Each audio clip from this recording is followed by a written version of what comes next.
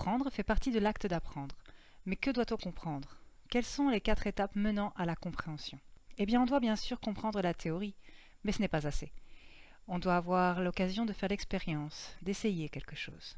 La théorie et la pratique apportent une bien meilleure compréhension d'un sujet. En plus, on doit pouvoir associer cette compréhension à une expérience vécue, concrète, qui sera bien souvent le point de départ de nos apprentissages. Et finalement, une observation réfléchie. On peut donc résumer ces 4 étapes à la pensée ou à l'abstraction, puis l'action, ensuite le vécu et l'émotion. Enfin, l'observation, réflexion. 4 points par lesquels nous devons passer pour apprendre en profondeur. Imaginons que notre objectif soit d'apprendre à nous présenter lors d'un premier cours d'italien. Votre expérience concrète serait: quels mots connaissez-vous déjà? Que savez-vous du pays où on parle cette langue? On dira le mot pizza, la tour de Pise, Berlusconi, Da Vinci. Donc maintenant qu'on a mobilisé nos connaissances sur le sujet, on peut passer à la phase d'observation qui peut consister à regarder une vidéo ou écouter un audio, voire lire le texte associé où des personnes se présentent en italien. Vient ensuite la partie d'abstraction.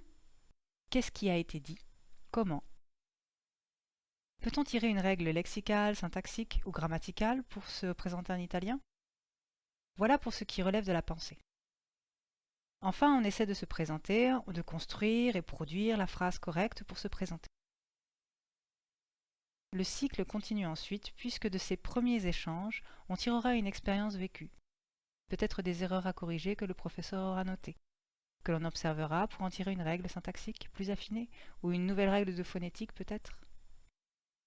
Donc on peut concevoir ce cycle comme un escalier en spirale montant vers le haut, montant en compétences.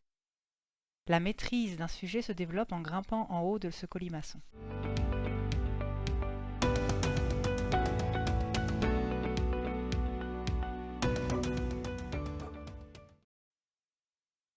Nous avons tous des préférences quant aux manières d'apprendre. Il y a même des tests qui peuvent vous aider à les connaître. D'une part, les personnes ayant un score élevé pour l'abstrait préfèrent une approche analytique et conceptuelle de l'apprentissage qui se base sur la logique et le jugement rationnel. Ces personnes sont plus orientées vers les choses, les symboles, que vers les gens.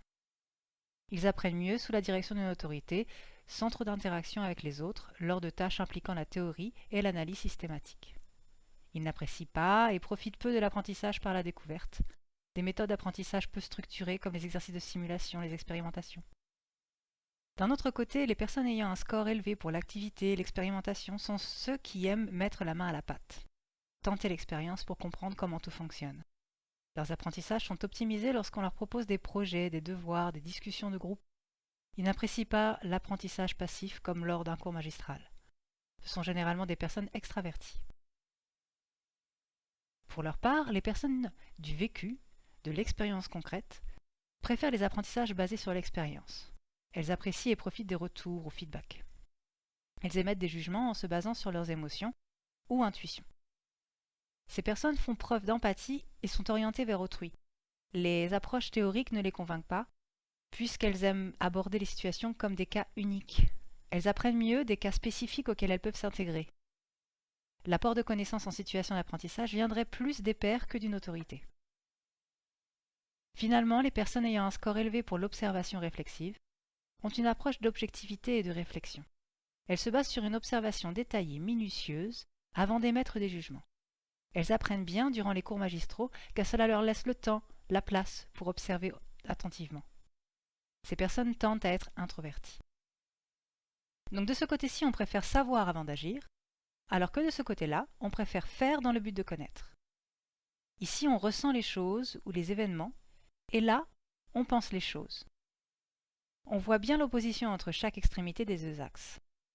Mais toute personne doit passer par ces 4 étapes pour réellement apprendre en profondeur et maîtriser un sujet. Ces 4 étapes vous rappelleront d'ailleurs les 4 étapes du design thinking, ou de la méthode de projet dite agile. 2 approches qui ont leur importance en ingénierie pédagogique et que nous avons développées sur ce site.